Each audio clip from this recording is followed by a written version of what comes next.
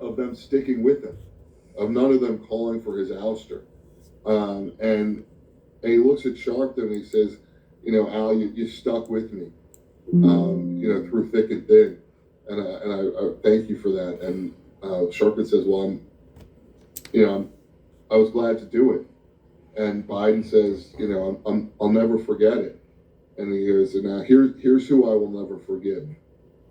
Nancy Pelosi. Yeah. I mean, that relationship is dead. And I gotta say, I think that was something that both of them saw themselves as the savior of democracy. Yeah. In the Trump era, right? For Pelosi, it was, it was winning the House in 2018. It was doing the impeachments. It was making sure the certification of the 2020 election happened after January 6th, but on the same day. And coordinating with Mike Pence and Mitch McConnell and Chuck Schumer to make sure that happened. And for Biden, it was winning in 2020 and ending the Trump term. And so that for a long time, they were both able to claim sort of credit on the Democratic side for this idea that they had really saved America from Donald Trump. And so there was room for both of them to have that view. And at some point, Nancy Pelosi stopped believing the country needed to be saved by Joe Biden and that the country needed to be saved from Joe Biden. And once that happened, once that happened, their relationship was over. How the hell do you come? See, this is the part this is why your book, on the one hand, for me, it's just popcorn. Folks, I'm telling you, this is going to be such a great late spring, early summer read. Trust me, you're going to have the drink, you're going to have the popcorn, you're going to be laid out. They might need therapy. They might need some therapy. That's why you have the drink, baby.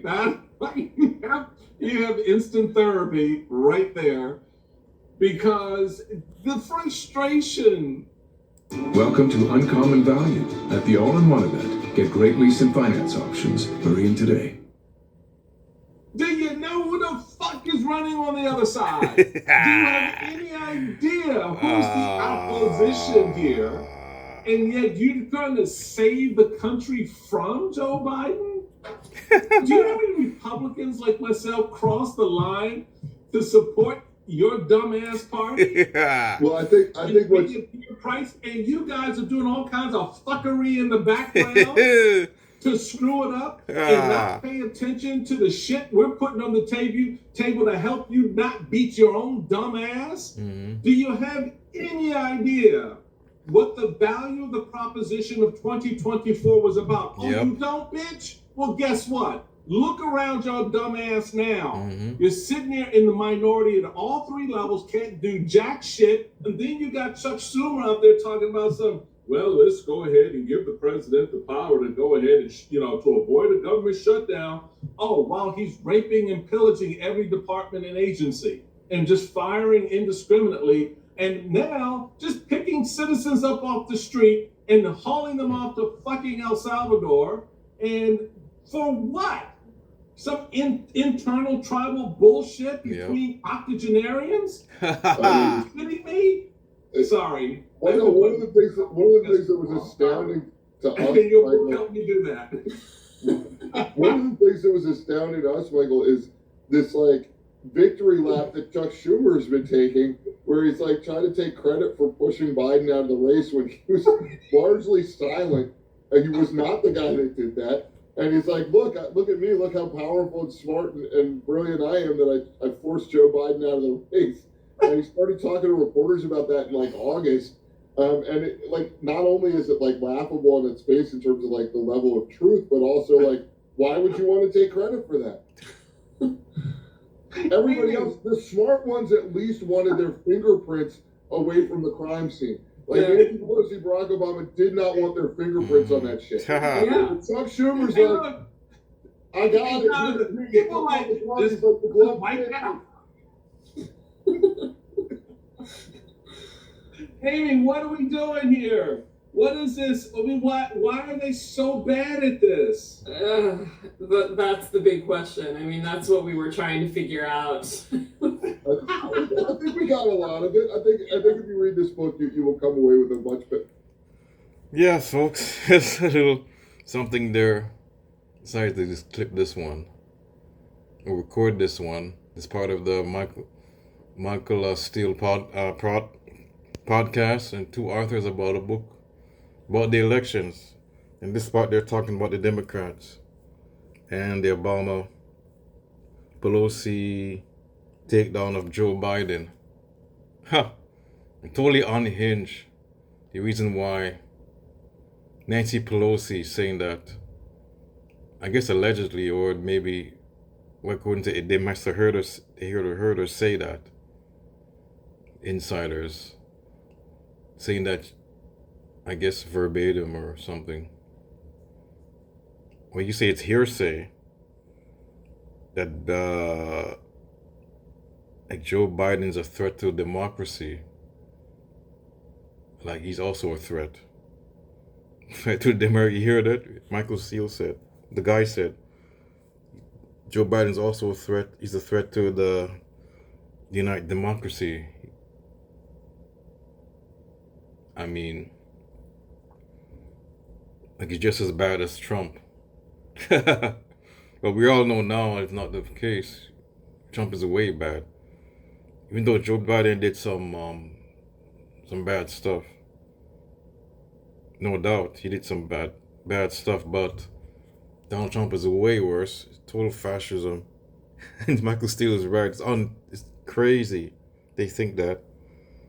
And Steele's thing is that he said that he thinks they should have kept Biden in, but I disagree with him on that. But to say that the reason to get rid of Biden is because he might also in the democracy of the U.S. Let me see if I go back to that again, folks. Let's see. Let's go back to this. What did she say? Was making sure the certification of the 2020 election happened after January 6th, but on the same day, and coordinating with Mike Pence and Mitch McConnell and Chuck Schumer to make sure that happened.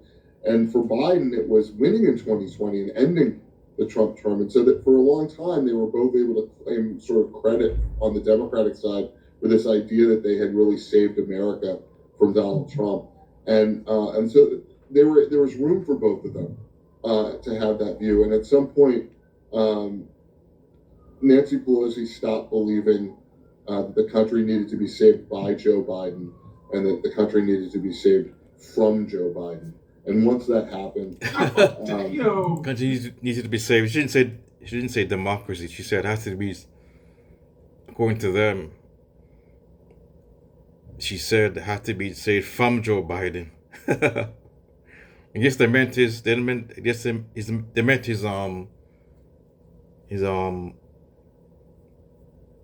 I guess that's what they meant.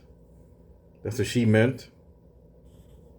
Or they the so-called people that want to get him out. His age, and I guess he's kind of his incompetence. I guess because of his age.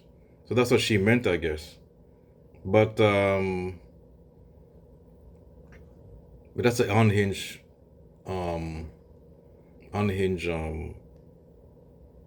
thing to say.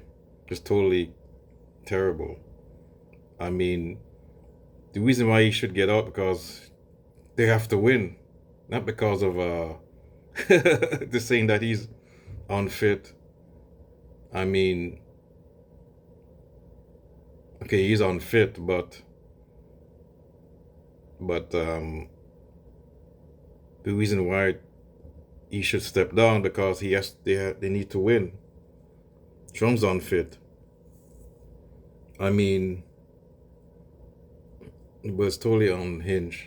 And he's right, all that stupidness infighting that went on. But there's a way that they could have get him out without all this foolishness. But she actually believed that he's would have somehow I mean, as far as I can see, there wasn't that America was okay, their high inflation, and that was going down. housing prices, but other than that, the economy wasn't that bad. Like the guy said before earlier in the podcast, what's his name, Job Allen. He said it was a mixed bag. So how could Joe Biden, and then there's the wars. The foreign policy wasn't good. But how could it be? How could it be a threat to America? I mean, how could he be more of a threat than Donald Trump? Donald Trump is far. So he's saying that they're the same. He's just as bad as Donald Trump. Oh my God, that's what he's saying. I mean, okay, but how the president, and he has advisors there. He listens to them. It's not like Donald Trump. They listen to him. I mean, he's all the way around. His advisors of Donald Trump, they listen to him. He's like a kingmaker. He doesn't listen to his advisors. He does, but he does. Unless you have to convince Donald Trump for him to do anything. Like talk nice to him, and stroke his ego. That's why he listens to you. That's why some of his advisors do. And how he's great. But how is Biden he listens to his advisors, and even though he's losing it, he still listens to his advisors, and they're pretty competent. I don't think the country wouldn't have. She's saying that the country would fall apart if he stayed in power.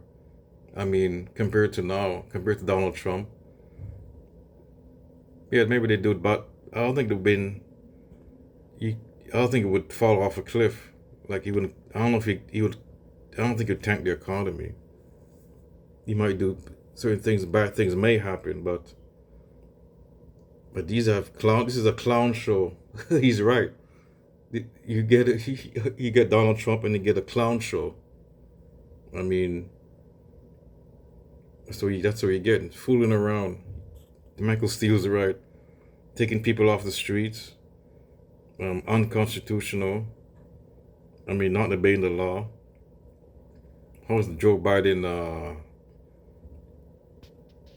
How's Joe Biden the same? That's what she's saying, actually, Nancy Pelosi.